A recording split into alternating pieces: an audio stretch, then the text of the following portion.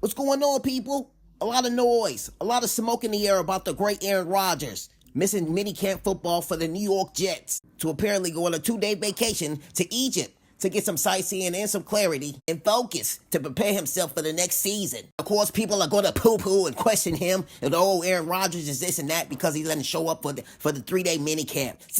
Stop with the noise and do me a favor. Aaron Rodgers is 4-time MVP, 10 times Pro Bowl, and a 4-time passer rating leader. Who gives a damn if he misses minicamp? He missed the whole season last year due to a mistake, an injury on the first game of the season against the Buffalo Bills. And ever since then, he's been 100% there for the Jets at every game and at every practice. You guys kill me with the same jibber jabber, but with no substance. Aaron Rodgers just donated $100,000 to over 30,000 people in North Carolina, close to his hometown, to help wildfire evacuees who lost their house in the fire burning. I mean, when Tom Brady took 10 days off for the Tampa Bay Buccaneers minicamp, nobody said a thing. Nobody fixed their teeth to say, oh, he wasn't this and that.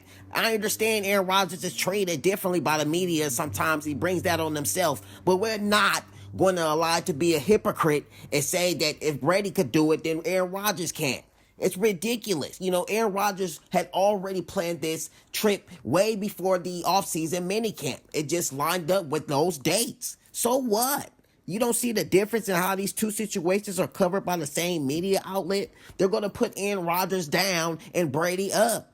Even other guys, even if Patrick Mahomes missed a minicamp, if Joe Burrow and Josh Allen missed a minicamp, no one would fix their teeth or question it. But it's always the case. It's always the situation with Aaron Rodgers. So what? He missed a couple of days in the offseason with the Packers minicamp, and he still won the MVP. He missed the next season a couple of days with the minicamp, and he still took his team to the NFC Championship. This man has read every book and every play and got to know every player from last season since he had no choice. He was robbed of last season playing due to an injury. He had no choice but to learn the system. He had no choice but to learn all the players. Don't fall into the ooga booga.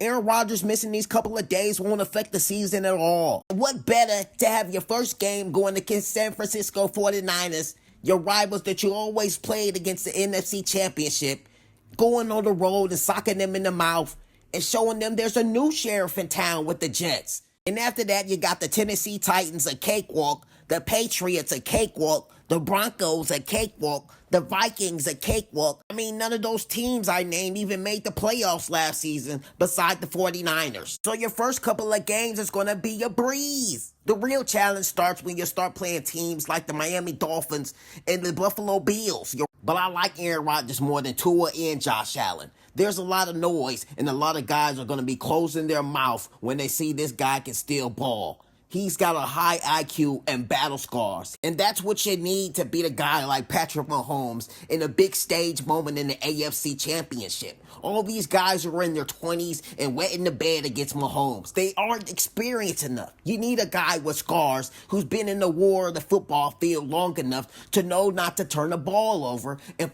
not forget how to play football on the big stage. You need a guy, a veteran of his ilk, of his level. And Aaron Rodgers is going to be the guy to deliver like Pizza Hut on your doorstep on a late Friday.